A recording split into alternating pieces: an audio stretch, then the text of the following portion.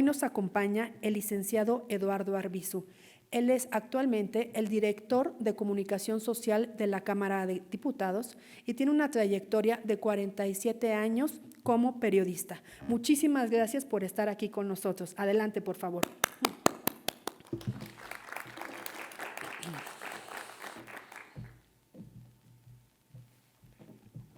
Buenos días a todos, buenos días a los presentes y a los presentes en Zoom, que hoy la técnica disponible nos permite que nos estén viendo en muchos lugares distintos a este.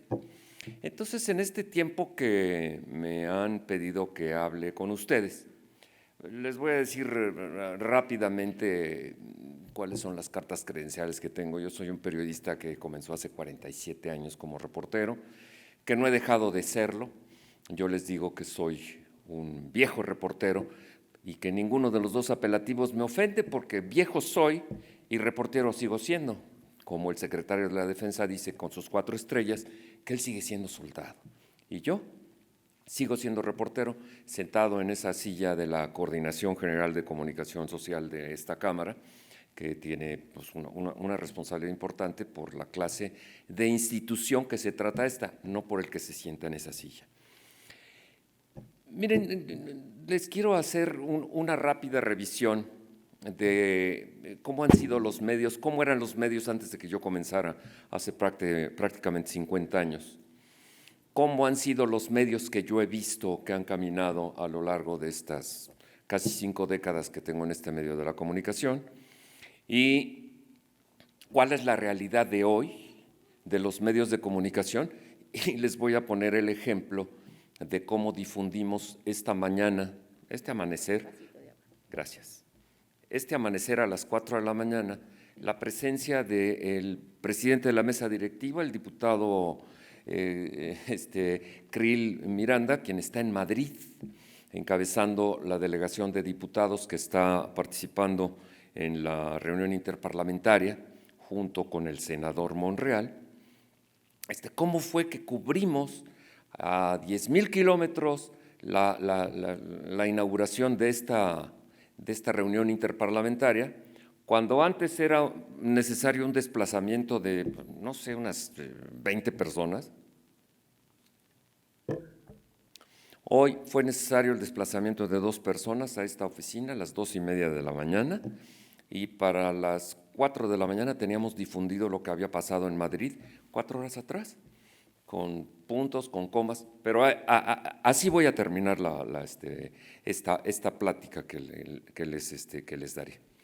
Miren, cuando yo comencé en 1975, yo llegué a pedir trabajo al periódico El Heraldo de México, y ese día algunos que veo presentes, bueno, a los que están semipresenciales por Zoom, no los veo, pero algunos tendremos memoria del día que ocurrió el peor accidente que ha tenido el metro de la Ciudad de México.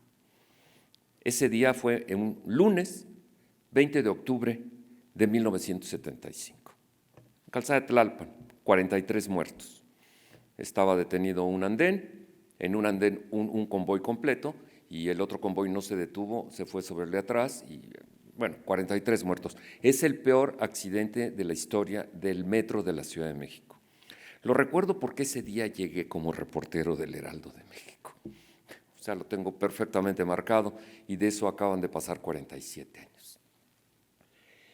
¿Qué medios me llegué a encontrar cuando yo me integré como reportero de guardia de un periódico entonces importante, el Heraldo de México? Tenía 10 años de existencia. No es el Heraldo de México que se restableció hace 5 o 6 años. Era un Heraldo de México que fundó una familia desde Puebla, los Alarcón, y que tuvo la gran innovación de ser el primer periódico que era prácticamente en color. Y estaba muy destacada la sección de sociales en color y la primera página, las fotografías en color. ¿Cuáles eran los medios que yo veía en 1975 cuando comencé de reportero? Los 2 grandes periódicos que existían en ese momento eran Excelsior y El Universal. por qué creen que se fundaron cada uno de estos periódicos, Excelsior y Universal, que siguen existiendo como grandes instituciones ambos?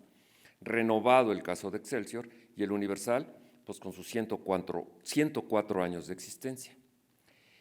Miren, no sé si tengan preciso que el Universal lo fundó un diputado constituyente del 17, un tabasqueño que quería hacerle la campaña a Venustiano Carranza. Y entonces le piden que funde un periódico y funda el Universal. Don Félix Fulgencio Pallavicini, tabasqueño, curiosamente. Resulta que don Félix Fulgencio Pallavicini funda, con motivos de carácter político carrancistas, el Universal. Y entonces, pues, ¿cómo se iban a quedar quietos los opositores? Y 6 meses después mandan fundar, pues, el Excelsior.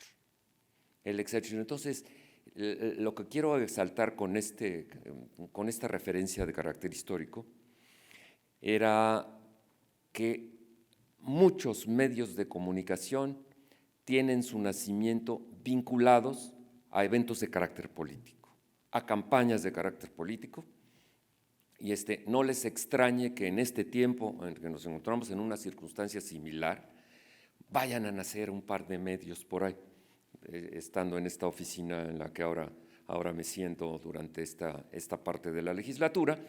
Ya van un par de personas que llegan a revelarme la existencia del nacimiento de nuevos medios, los cuales ahora no necesitan edificios, rotativas, comprarle papel a Canadá o traerlo de Rusia. No, basta que contraten un diseñador gráfico y una redacción de 5 señores y hacen un periódico digital. Ya los estarán viendo, no veo las condiciones para que crezcan mucho estos medios. Pero lo que les quiero decir y sostener, ejemplificando con los casos del nacimiento del Universal y el nacimiento de Excelsior, es que muchas veces el nacimiento de los medios está vinculado a olas de carácter político. Pero ¿cuáles eran las características de estos periódicos?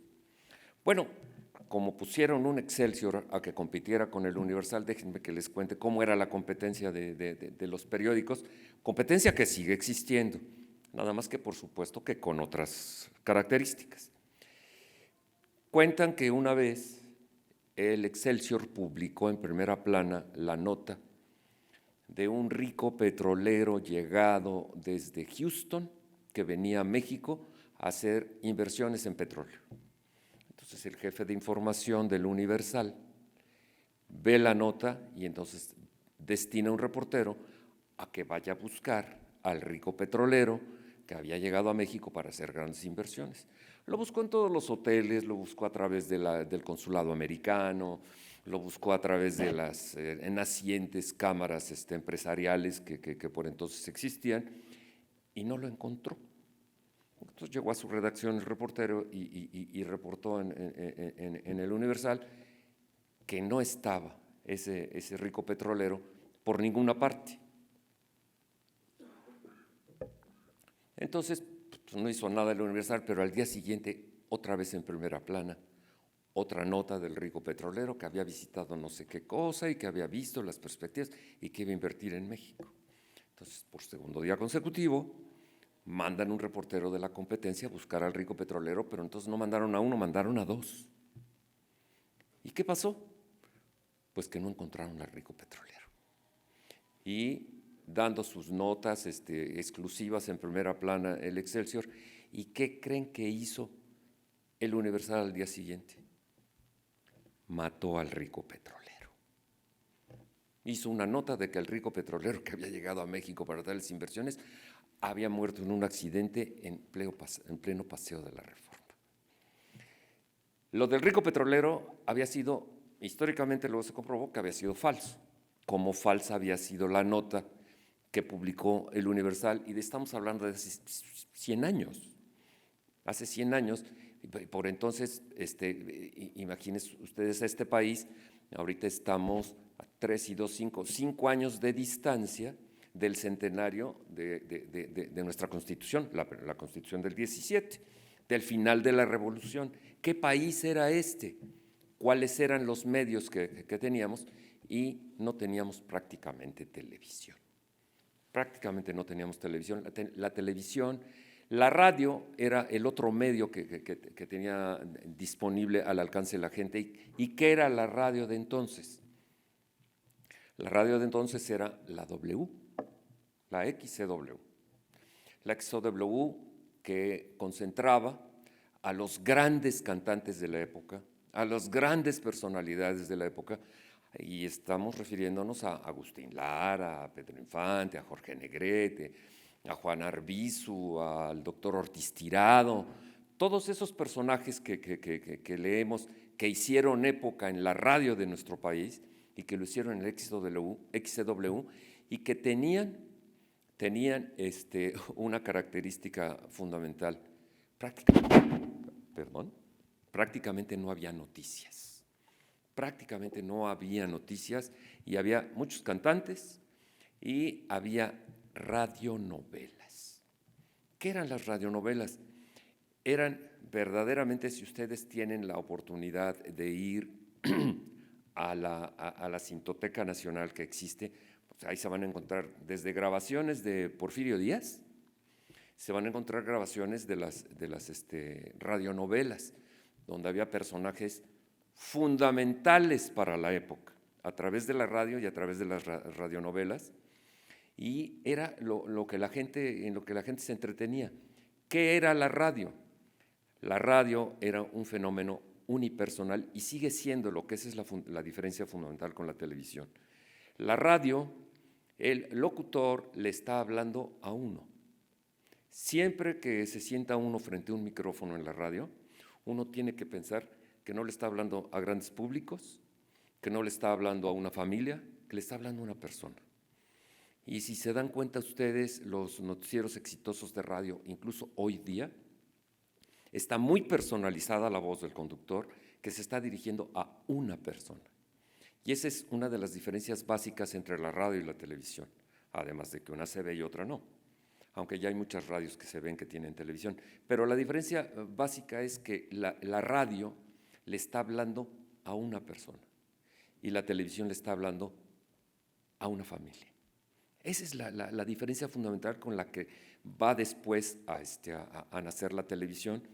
Y no sé si ustedes estén enterados o si les vaya a sorprender el motivo por el que nació la televisión, pero me detengo un poquito en el radio.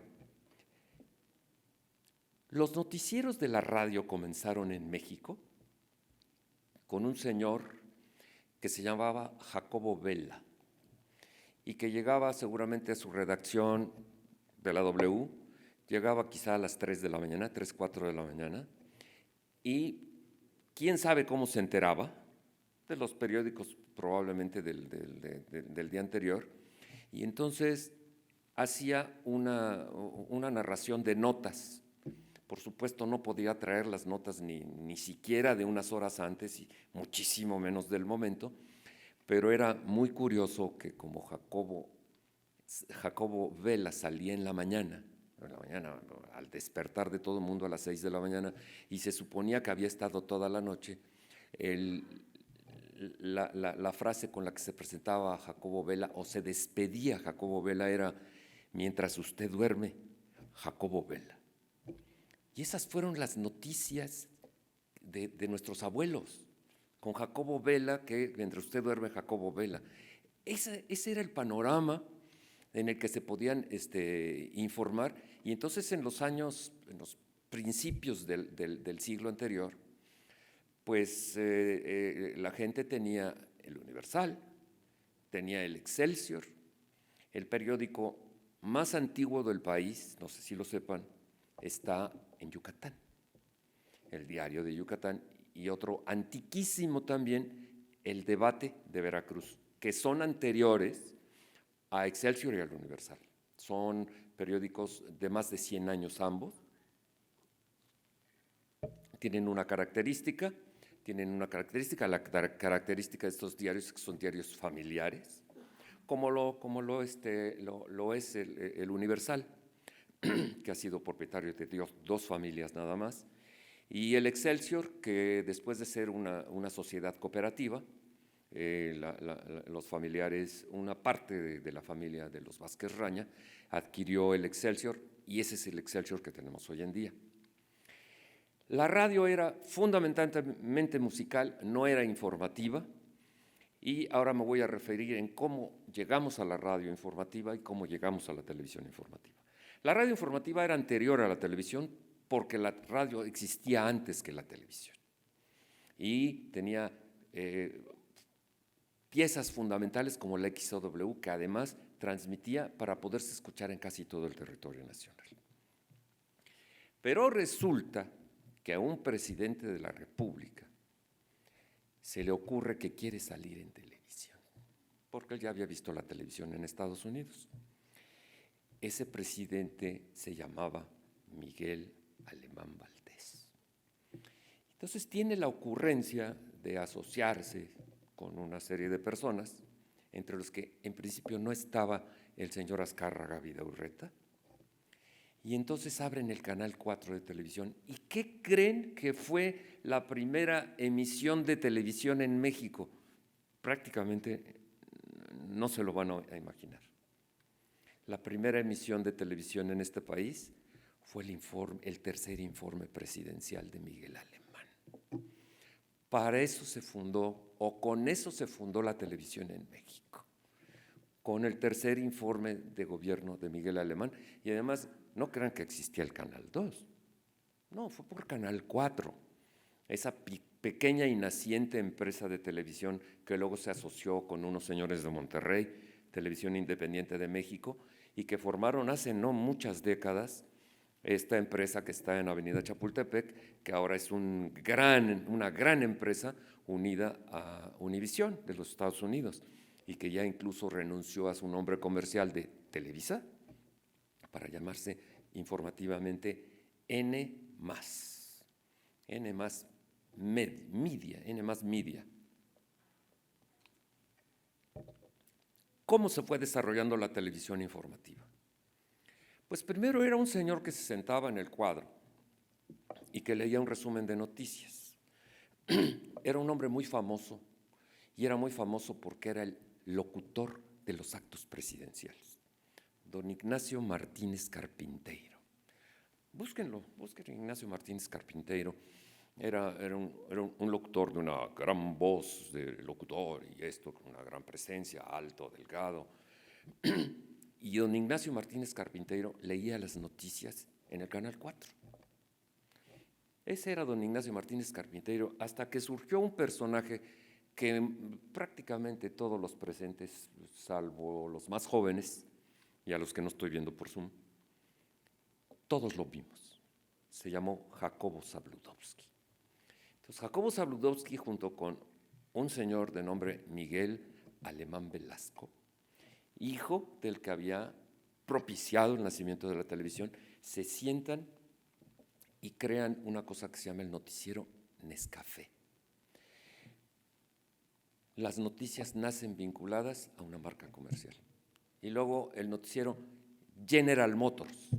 Y era Jacobo leyendo con Miguel Alemán junto y creciendo el emporio de la televisión al amparo de inversiones muy importantes de los señores Azcárraga Vidaurreta, abuelo del actual presidente de Televisa, unos señores venidos de Puebla, los O'Farrill. Entonces van haciendo crecer eso hasta que piensan en la fundación del Cañón, que es el Canal 2. Pero los de Monterrey ya habían fundado su canal, el Canal 8 de televisión. Estamos hablando de los años 70. Esa televisora se llamaba Televisión Independiente de México, TIM, Canal 8, y eran dos empresas. Hasta que un día la fuerza empresarial y el capital de estas dos familias, Azcárraga y O'Farrill, juntan a los de Monterrey y hacen una sola empresa, y entonces nace el principio de lo que en algún momento llegó a ser Televisa, que Televisa era televisión vía satélite. Y eso fue idea de Emilio Azcárraga Milmo, el padre del actual presidente de Televisa, Emilio Azcárraga Llán, que tenía una gran visión de la difusión global de las cosas y tenía muy dentro, al frente de sus ojos todo el tema de satélites. Tan es así que tuvo una empresa de satélites que luego tuvo que vender. Tan es así que le pone el nombre a Televisa como Televisión Vía Satélite. Ese es el significado de Televisa, televisión vía satélite, gracias a la visión de Emilio Azcárraga Milmo. Esa visión de satélites de Emilio Azcárraga Milmo lo lleva a fundar una cosa que fue algo muy importante, ECO, Empresa de Comunicación Orbital, ECO. ECO era un sistema de noticias desde México para todo el mundo. Era demasiado caro. A la muerte de don Emilio Azcárraga Milmo no existe la misma decisión empresarial de irse tras esa empresa y con esa visión hasta que termina cerrando ECO. Pero esa es la progresión de las noticias. Desde el noticiero Nescafé, que era lectura prácticamente de una lista de notas que les iban llegando y que en principio las sacaban ya de los periódicos. Las sacaban de Excelsior, del Universal, de Novedades, que ya había sido fundado para esos años, y lo hacían Jacobo Zabludovsky con Miguel Alemán. Esa pareja informativa se prestigia tanto que comienzan a revolucionar las transmisiones de televisión, de manera que cuando hay lanzamientos de cohetes desde Cabo Cañaveral, Cabo Kennedy después, quienes van a hacer la transmisión allá a Tampa, a Florida, son justamente Miguel Alemán y don Jacobo Zabludovsky. Ellos son famosísimos por haber hecho unas largas e importantes transmisiones de los lanzamientos que hacían desde Cabo Cañaveral. La evolución de la televisión tiene diversos pasos y en donde tiene que ver un señor que se llamó Francisco Aguirre. Francisco Aguirre era un radiodifusor que vio cómo otros radiodifusores, porque el señor Emilio Azcárraga Vidaurreta comenzó siendo radiodifusor, como su primo, el señor Rogelio Azcárraga, quien fundó la cadena de Radio Fórmula, son radiodifusores, nada más que uno se deriva hacia la televisión, abandona la radio, y tan es así que queda tan abandonado dentro de Televisa la radio que terminan vendiéndosela a los españoles hace 15 años.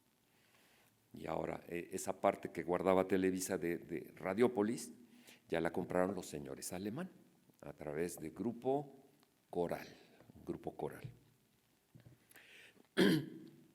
En ese momento empieza a haber otro México, y ese otro México que es un México que crece viendo la televisión, y me estoy refiriendo al México del 60 en adelante.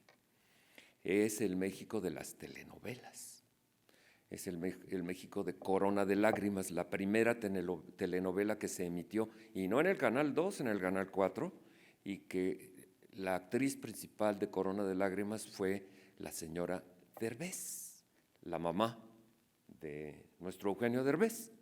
Y esa fue la primera telenovela que se emitió aquí. Paréntesis, en España la televisión privada y el impulso de la televisión es bastante reciente. En 1985, 1984, 85, solo había 2 canales en España, los 2 estatales. Uno comenzaba a emitir a las 10 de la mañana y otro comenzaba a emitir, no es cierto, uno empezaba a emitir a las 2 de la tarde y el otro a las 4 de la tarde. Cadena 1 y Cadena 2. Cuando en España deciden hacer televisión matutina y que empieza la transmisión de televisión en España en la mañana, ¿qué creen que fue el primer programa que pusieron para inaugurar en España la televisión matutina? Los ricos también lloran.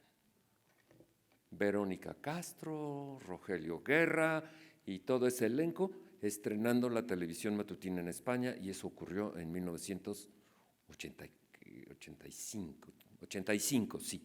Yo vivía allá por entonces porque en algún momento de mi carrera reporteril fui agregado de prensa de México en España, y esto ocurrió entre 83 y 86. A mí me tocó presenciar el nacimiento de la televisión matutina española en un canal oficial, por supuesto, ahora hay canales privados, y con los ojos verdaderamente cuadrados, ¿cómo es posible que hayan decidido poner una telenovela? Y vieja además, parece entonces de haber tenido Los ricos también lloran, 10 años. Pero bueno, ese solo era así un apunte al margen. La televisión informativa fundamentalmente, y ahora me voy a referir también a los periódicos, cómo fueron evolucionando los periódicos. La televisión va evolucionando con la evolución fundamentalmente de los satélites, fundamentalmente jalada, ¿saben por qué? Por la fuerza de la radio. Aquí en México estábamos acostumbrados a los noticiarios de Mientras usted duerme, Jacobo Vela, y noticieros de radio de media hora, hasta que llegó un señor que se llamó José Gutiérrez Vivo. José Gutiérrez Vivo copió el esquema, que no me oigan la palabra copió, digamos que repuso el esquema que ya usaban en Colombia, la cadena radial colombiana. Seguramente la han escuchado ustedes mencionar porque ahora tiene televisión, Radio Caracol, cadena radial colombiana. Esos tenían ya un noticiero de 3 horas. Entonces lo que hace es tomar el esquema el señor Gutiérrez Vivón y lo reproduce en México. Entonces el inventor de la radio, de grandes espacios informativos con ya muchos recursos, es el señor José Gutiérrez Vivo a través de Radio Red. Él inventa los reporteros de moto, él inventa los reporteros de helicóptero, y llega un momento entre sus emisiones en donde tenía 2 helicópteros volando y 10 equipos de motocicletas recorriendo la ciudad. Entonces, era verdaderamente un cañón. Pero, ¿por qué me refiero a Gutiérrez Vivo?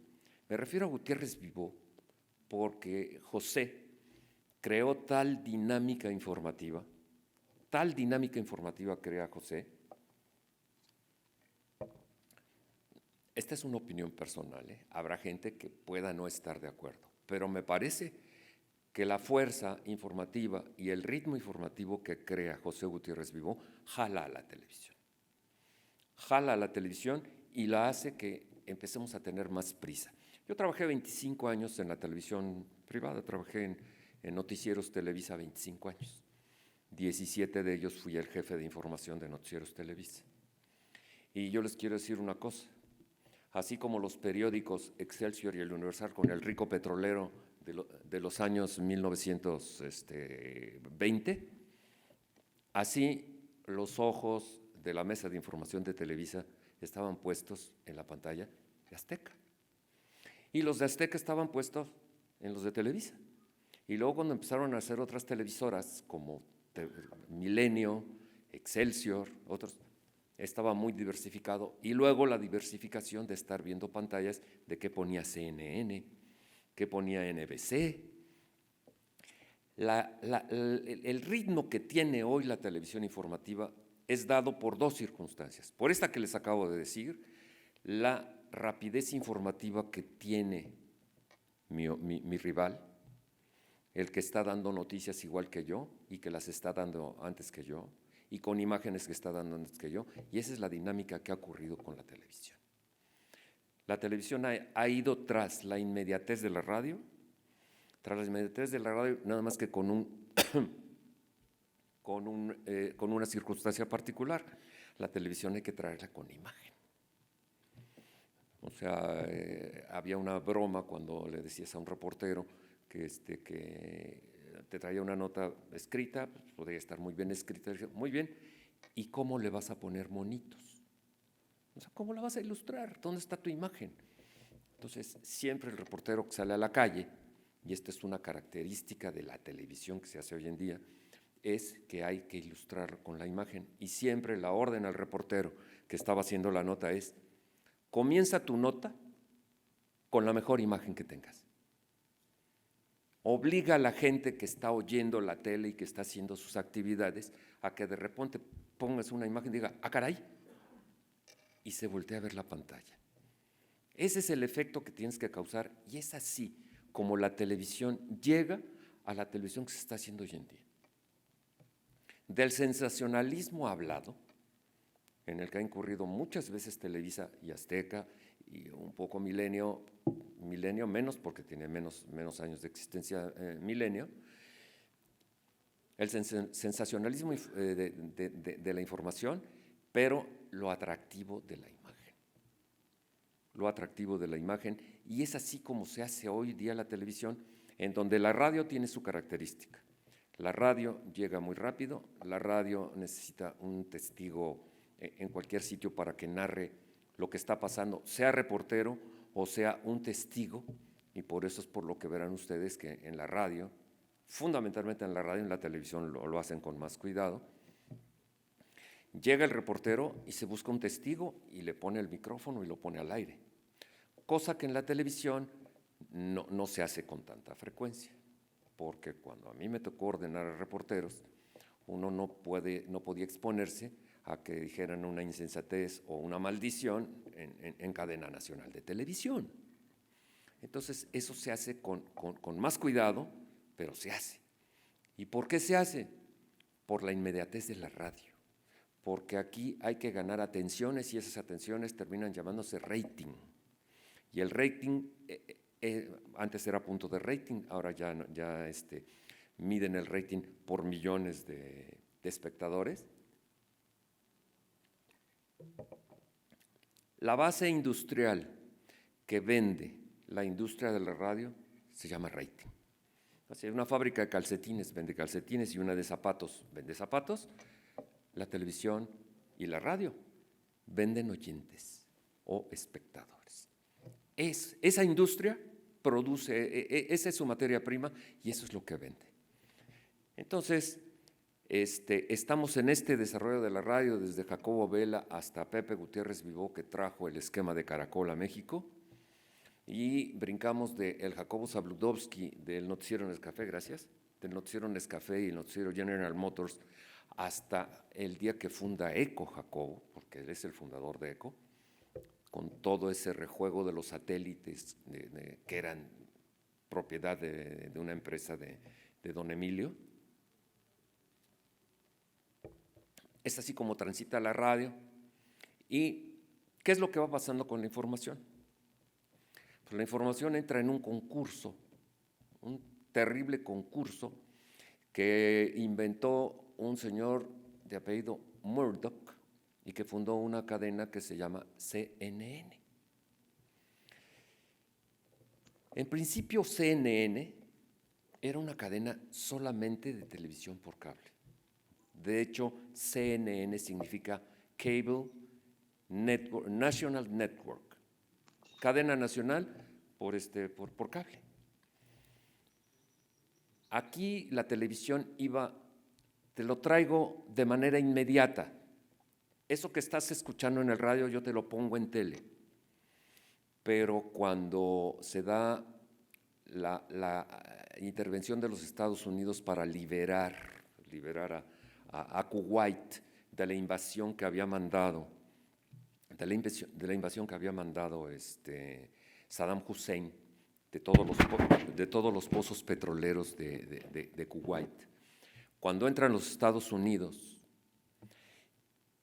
CNN inventa el concepto de, no es lo que pasó hace un rato, es lo que está pasando. Y entonces, de cómo entran las tropas del general Schwarzkopf, de cómo entran a rescatar Kuwait de manos de los de Saddam Hussein, en ese momento CNN, que es una cadena que viene evolucionando, es lo que está ocurriendo en el momento. Y ahí funda un concepto en el que están apoyados de manera determinante lo que hoy conocemos como las redes sociales. La invención del Internet, que como ustedes saben, la invención del Internet tiene un antecedente militar. los militares de los Estados Unidos habían creado un sistema que se llamaba ARPANET. Y véanlo ustedes, pueden googlearlo, el ARPANET era un sistema de intercambio de información militar. Hasta que a alguien se le ocurre hacer un sistema de comunicación entre universidades. El sistema de universidades de la Universidad de California, que son 9 sucursales. La Universidad de California en Los Ángeles, la Universidad de California en San Diego, en Irvine, en fin, son 9. Entonces, inventan un sistema para comunicarse en línea y de manera inmediata entre esas universidades. Hasta que llegan unos señores, un ruso y un gringo, estudiantes de un doctorado en la Universidad de California, y dicen, y en una cochera se juntan con matemáticos y dicen, oigan, ¿y por qué no hacemos algo para comunicarnos como lo está haciendo la universidad? Y fundan una pequeña empresita que se llama Google. Y Google inventa la transmisión inmediata, no solo de la información militar de ARPANET, no solo la comunicación que estaban haciendo entre ellos para intercambio de carácter académico, el sistema de las universidades de California, sino que dicen, a ver, todo para todos al momento. Y eso es en lo que estamos ahorita. Y solo les pido que reflexionen que esto ha pasado en 20 años. O sea, en los últimos 20 años de nuestras vidas, de las cuales somos testigos prácticamente todos los presentes, aunque los más jóvenes y a los que no estoy viendo a través del Zoom. En los últimos 20 años, esto ha cambiado de tal manera que no podemos imaginar siquiera cómo vamos a estar dentro de 10. Pero, calculan, quienes miden esto de las generaciones, antes decían que una generación se determinaba por una distancia de 20 años.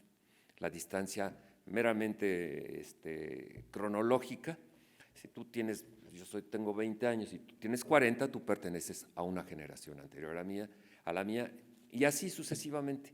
Lo primero que ha causado esta velocidad en la transmisión de la información es que el concepto de generación se ha achicado. Y ahora los que determinan esto de las generaciones hablan de que una generación a otra se divide solo por 10 años. ¿Qué es lo que ha hecho? Que vivamos las circunstancias que hoy día vivimos, que es con lo que voy a concluir esta pequeña conversación? La velocidad en la transmisión de la información, la velocidad y el acceso a medios tan simples como el que puede traer uno en la bolsa. ¿Y qué es esto? Que además de darle acceso al mundo, de dárselo inmediatamente, lo convierte en reportero, porque cualquiera ahorita puede hacerle así, sacar una fotografía de este lugar, y esta foto está en Europa, en Irán, en Qatar, esta foto está dentro de 30 segundos. La velocidad en la transmisión de la información y la precisión y la diversificación de los medios a través de los cuales se puede traer esta información, están generando un doble fenómeno. Primero, la gente está hiperinformada. Sí, hiperinformada cuando la información que se va recibiendo, uno, es verídica, y dos, cuando la interpretación de la información es no le quiero decir correcta, le quiero decir la adecuada. Porque una cosa, si aquí leemos el texto de una nota informativa y luego ponemos uno por uno a expresar lo que dicen, les puedo asegurar que aquí habría por lo menos 3 versiones. Entonces, la velocidad de la transmisión de la información, los medios al cual se accede y la comprensión que la gente tiene respecto de la información que recibe. Y la comprensión tiene que ver, pues, desde cuántos libros ha leído alguien, cuál es el nivel educativo que tiene, cuál es el nivel educativo al que aspira a llegar y cuál es el entorno en el que se desarrolla. No es lo mismo un modesto albañil, gran empleo el de un albañil, una gran persona, cumple una función importantísima, al de un ingeniero de la NASA. Tan importante uno como otro, uno crea ciertas cosas, otro crea otras cosas. Nada de discriminación real, pero no va a comprender una noticia de manera igual el ingeniero de la NASA que el albañil de la colonia Morelos, sin duda alguna. Y ese es un primer elemento de cómo la información hoy en día es velocísima, es relampagueante, llega por muchísimos medios, pero no hay la misma comprensión. El segundo problema que hay respecto de la información es los guerrilleros de la información, que las redes y la inmediatez de la velocidad de la información les han abierto un espacio fundamental para difundir verdades a medias o mentiras, abiertas mentiras. No sé si ustedes le hayan dado el golpe a una cosa que ocurrió en la primera elección en que resultó presidente el señor Trump, y una cosa que ocurrió en Inglaterra cuando se les ocurrió llamar a una votación para decidir si Inglaterra se quedaba dentro de la Comunidad Económica Europea. En la Comunidad Europea sí se quedaba, era el famoso Brexit. En ese momento hubo una empresa analítica, que luego confesó sus fechorías y que mostró cómo fraccionaban los segmentos de población, porque esto de las redes sociales permite, entre otras cosas, que puedan saber que los está escuchando alguien que puede venir a una conferencia aquí a este auditorio Aurora, o alguien que está ahorita vendiendo tacos aquí en la Tapo, o alguien que está arando un campo. Sí hay una manera de discriminar los niveles a los que se les llega la información. Entonces, estos señores de esta empresa hicieron diversos mensajes con mentiras o medias verdades, los seccionaron y las mandaron. ¿Qué lograron estos señores? Lo que lograron fue que se eligiera a un tipo como Trump, que cuando era precandidato de su partido, nadie le concedía la más mínima posibilidad de que llegara. Bueno, llegó a ser presidente.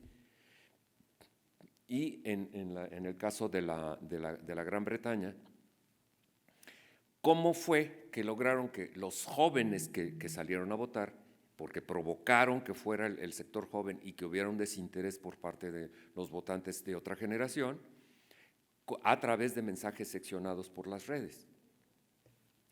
Lograron que se votara que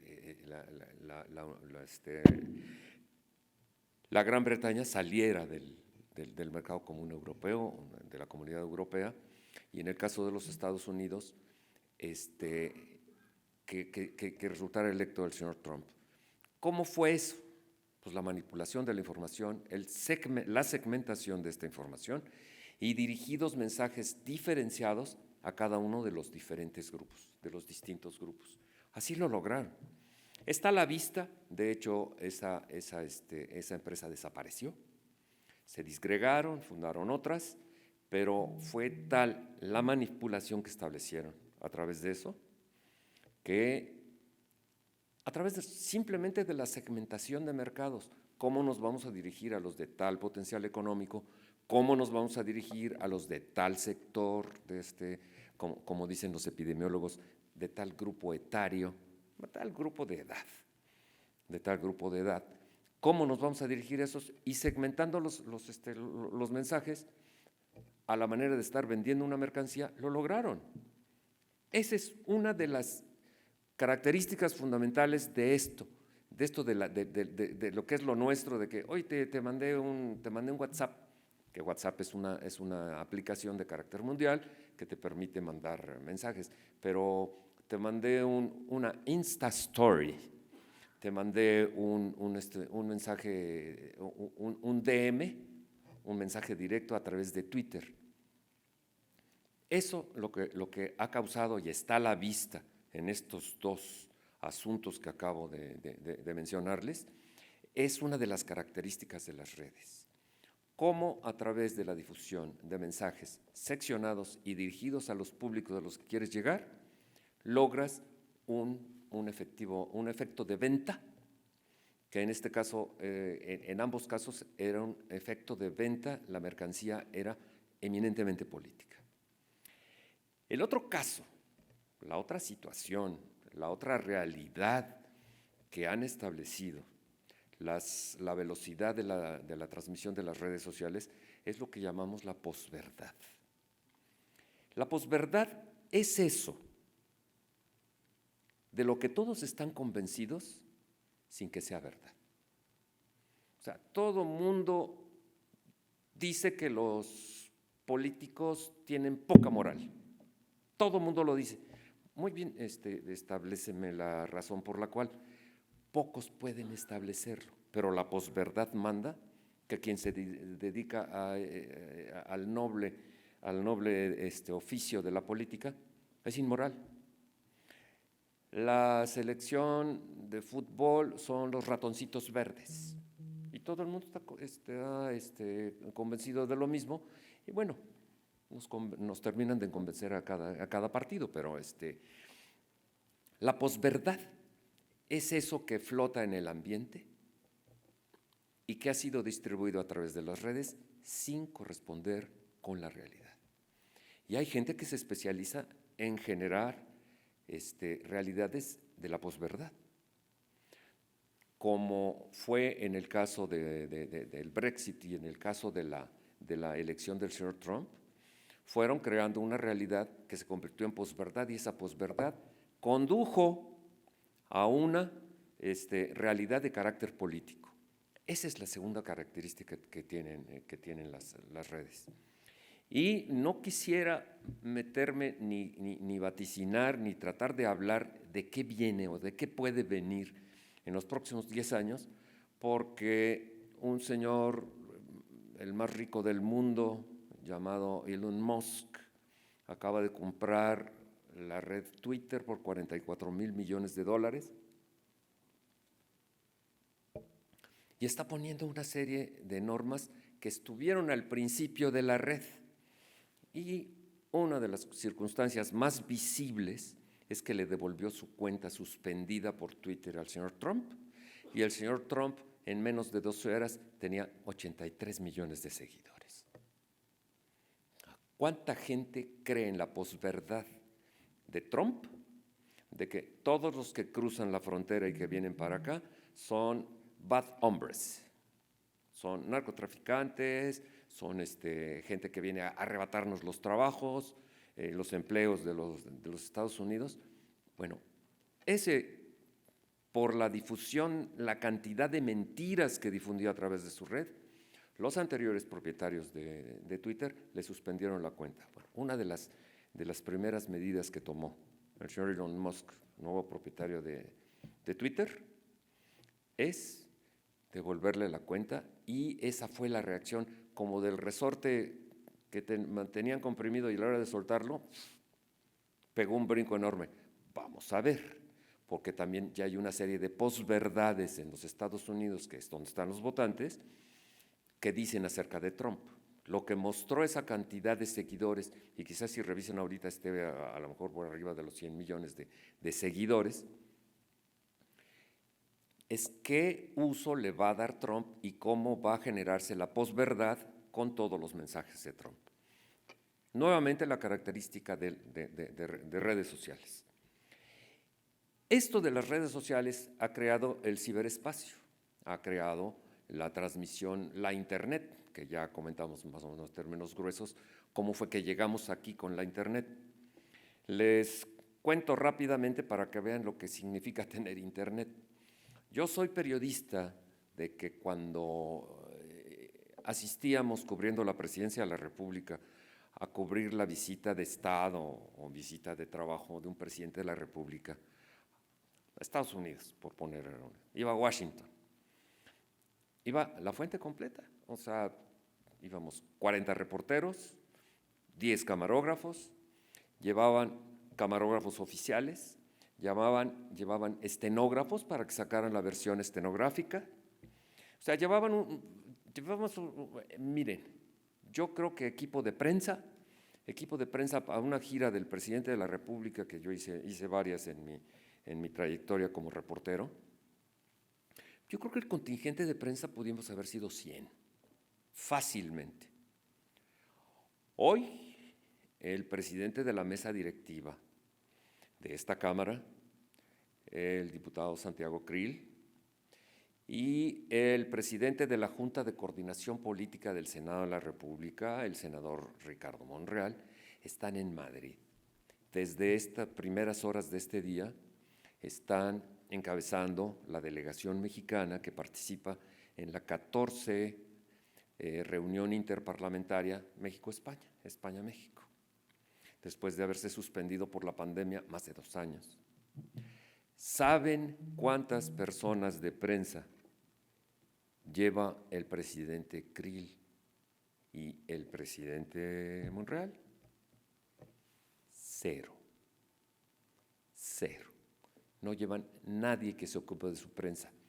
Y el Senado de España, que es la sede de esta reunión interparlamentaria, tiene 2 camarógrafos, 2 fotógrafos, un estenógrafo y 2 reporteros para cubrir la reunión. O sea, 8 personas para cubrir un evento al que en otro tiempo hubiésemos estado 100. La información respecto de lo que estaba ocurriendo en España nos llegó a las 2:30 de la mañana y nos llegó en directo. ¿Saben cuánta gente se necesitó para eso? ¿Un camarógrafo? Bueno, 2 camarógrafos, 2 asistentes, alguien que levantara la señal a un streaming de internet y crear un espacio que hoy le decimos una liga o un vínculo. Y aquí estábamos en tiempo real, grabando todo lo que decían, todo lo que hacían, cómo los recibían al presidente Krill y al presidente Monreal. Esa es la diferencia de lo que representan la Internet, porque es la red de Internet. Es como muchas veces dicen en el lenguaje periodístico, es que el UNICEF, oye, no, espérate, no es el UNICEF, es la UNICEF. No, es el UNICEF porque es el Fondo de las Naciones Unidas para la Infancia. Es el UNICEF, pero en prensa todo el mundo le dice la UNICEF. Pero bueno, en este caso la Internet, lo que causa la velocidad de la transmisión de la información con su precisión y cumplidas ciertas circunstancias de carácter técnico, la imagen es, como dicen los gringos, es broadcast, o sea, de uso para distribución en televisión masiva.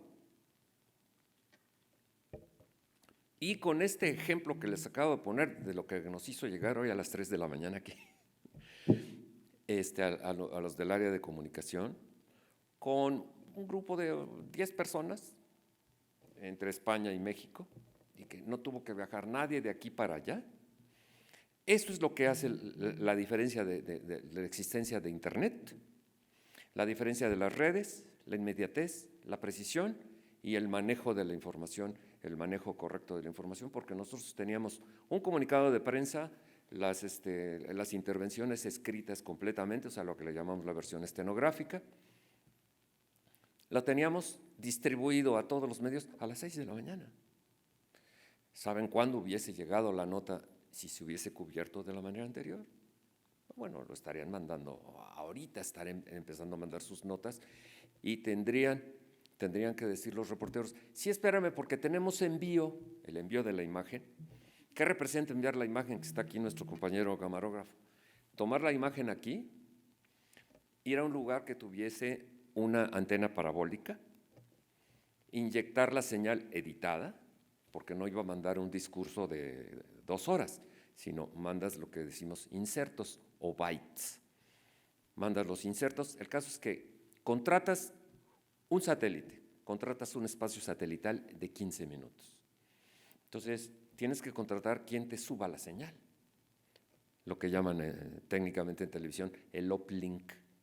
Contratar el uplink, contratar el espacio satelital, que no es nada barato los 15 minutos, no es nada barato, y luego contratar quien aquí baje la señal. Entonces, en ese espacio de editar, de encontrar el uplink, de transmitir, de que aquí bajen la señal correctamente, de que la pongan a disposición de los servidores de las televisoras, estamos hablando de un proceso de rápido, de 2-3 horas. Aquí fue inmediato. Yo me estaba enterando a las 2:30 de la mañana de lo que acababa de decir el senador Monreal y el diputado Krill. Esa es la diferencia. Ahí está pintada la diferencia de lo que representan las redes y la Internet hoy en día. Y la pregunta es, ya que les he hecho desde el rico petrolero de Excelsior y el Universal, pasando por don Jacobo Vela, el nacimiento del noticiero Nescafé, cómo el nacimiento de la televisión lo origina un informe presidencial de Miguel Alemán Valdés, en 1953, en Canal 4, hasta hoy día, que yo me estaba enterando sin el mayor gasto de lo que estaban diciendo nuestros enviados en Madrid. Esa es la diferencia, es con lo que quisiera que se quedaran ustedes que están en un curso de preparación para asesores legislativos. Consideren que a quien van a asesorar ustedes les va a pedir, todos de alguna manera asesoramos en algo, en alguna materia para quien trabajamos. Yo desempeño en este momento una función institucional para la Cámara de Diputados, en todos sus grupos parlamentarios y particularmente para las instrucciones que tenga el presidente de la mesa directiva. Así está organizado. Ustedes que se están enfocados o que ya son asesores legislativos, pues consideren que las peticiones que les van a hacer sus jefes van a ir a esa velocidad, porque tienen elementos con esa velocidad para poder acopiar información, procesar información y entregarla con conclusiones que les resulten útiles a las personas que ustedes asesoran.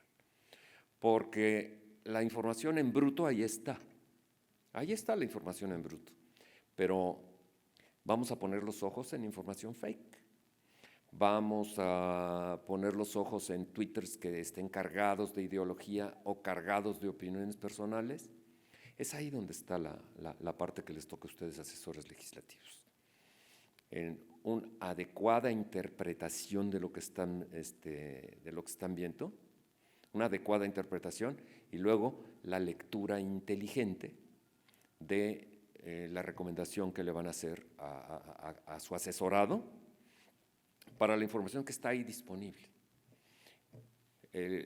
Tomar el conjunto de la información que velozmente nos llega por muy diversos medios, obtener conclusiones y después de las conclusiones obtener propuestas razonables para tomar decisiones. A los que nos dedicamos a esto de ser jefes de prensa, cuando ocurre que le dan un golpe al jefe para el que estás trabajando en una columna política o en un espacio periodístico, lo primero que está esperando su jefe es que te enteres que le dieron un golpe. Segundo, lo que está esperando es que le avises. Lo siguiente, después de que te enteraste, y eso te tiene que enterar el área de monitoreo, porque debes tener un área de monitoreo, te enteras, le avisas, y lo primero que le tienes que decir es, ¿de parte de quién? Y lo siguiente que le tienes que hacer con tu jefe es el remedio y el trapito. O sea, como tiene tal intensidad, vamos a mandar una carta de réplica al medio, lo cual es absolutamente inconveniente. Soy enemigo de las cartas de réplica y ahora les digo por qué.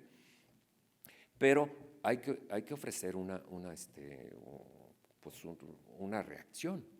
Y la reacción es provocar en otra columna una réplica o provocar un comunicado oficial desmintiendo esa información o mandándole una carta de réplica al periódico o al columnista.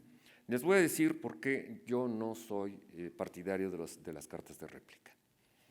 Porque yo he sido columnista, yo he sido reportero y yo he sido directivo de periódico. Y cuando te llega una carta replicando una nota y es un columnista, lo primero que haces tú como directivo es que se la das al columnista. ¿Y qué hace el columnista con la carta de réplica? Pues se defiende. No va a decir, ay, fíjense que porque me llegó una carta del diputado fulano, me equivoqué. Yo llevo 47 años en esto. Nunca he visto una columna que diga, sí, perdón, de lo de ayer me equivoqué, ¿eh? Nunca he visto una. Nunca. Entonces, si no vas a lograr eso, lo que estás obligando al columnista o al reportero es a doblar la apuesta. Y entonces, en la contrarréplica del columnista o del reportero, le da peor al funcionario, le da peor. Y cuando no tiene razón, encuentra un resquicio, una grieta para meterse y justificarse. Entonces, si tú mandas una carta de réplica, solo tienen una función, desde mi punto de vista, las cartas de réplica, para que aquel que quiera después hacer historia de ese golpe que te dieron en la prensa, ese que esté haciendo la historia, escribiéndola, se vea obligado a decir, dijeron que este es un ladrón, pero este dijo que no es un ladrón y dijo que no es un ladrón por tales motivos.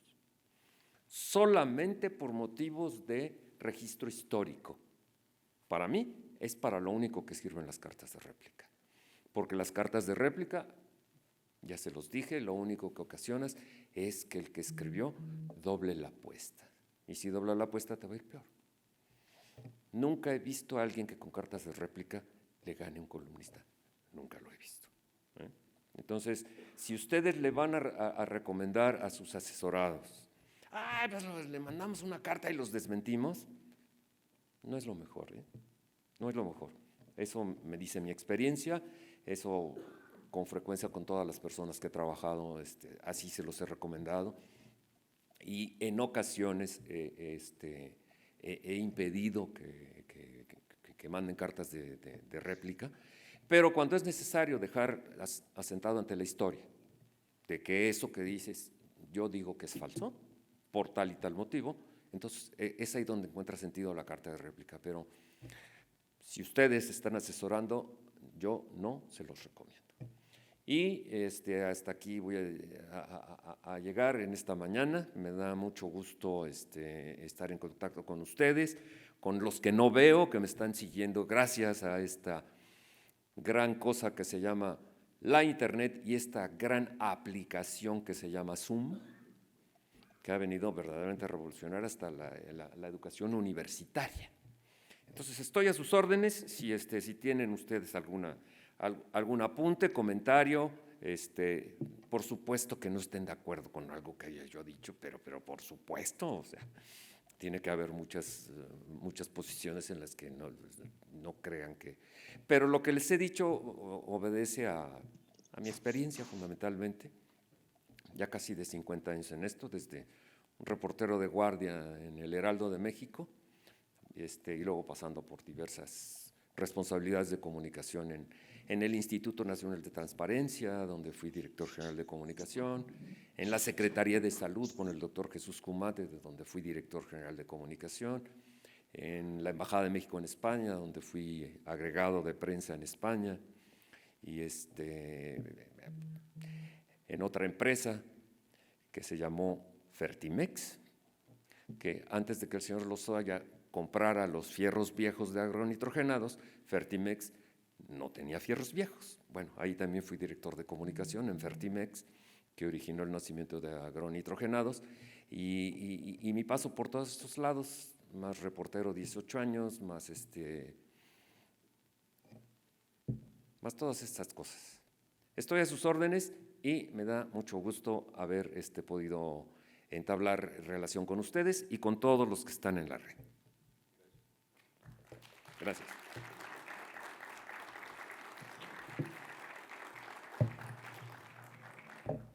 ¿Qué procede? Muchas muchas gracias, ¿eh? Hasta luego. Estoy a sus órdenes aquí en la Coordinación de Comunicación Social.